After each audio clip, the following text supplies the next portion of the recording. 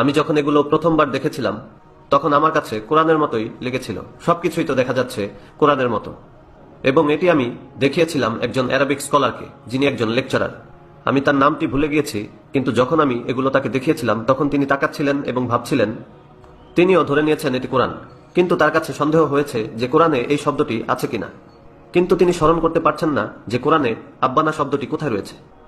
তাই তিনি এই শব্দটি কোরআন থেকে বের করার চেষ্টা করছেন, আব্বা না, আব্বা না। এরকম কিছু কি রয়েছে কোরআনে? তিনি হাফেজ নন, কিন্তু তিনি বলছেন যে এরকম কিছু মনে হচ্ছে না আছে। এরপর আমি তাকে বললাম, এটি কোরআন নয়, এটি হলো পবিত্র বাইবেল।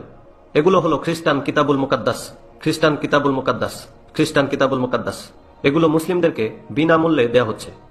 গরিব মুসলিম, পোর মুসলিম, বিশেষত অনারব অর্থাৎ যারা নন আরব, যেমন Bangladeshi, Pakistani, Indonesian, Malaysian, Nigerian, Ghanaian, মিশরীয়, ফালাহিন, তারা এটাকে গ্রহণ করবে, এরপর চুমু খাবে, তারপর এটা নিয়ে ঘরের দেয়ালে ঝুলিয়ে রাখবে। এবং কিছু মসজিদেও তারা এগুলো ঝুলিয়ে রাখে। তারা ভাবে এগুলো তো কোরআনের আয়াত। South Africa? না, সাউথ আফ্রিকাতে এখনো নেই, তবে বিশ্বের সরল সোজা অন্যান্য দেশগুলোতে রয়েছে, যেমন মালাউই, তানজানিয়া, ইন্ডিয়া, পাকিস্তান সহ বিশ্বের মিলিয়ন মুসলিম বিশ্বাস করবে এটি হলো কোরআন। এরপর চুমু দিয়ে দেয়ালে ঝুলিয়ে রাখবে। এটি তাদের একটি টেকনিক। তারা জানে কিভাবে ধরতে হয় ফিশ। তারা জানে মাছ কি পছন্দ করে, মুসলিম সামাক। বুঝলেন?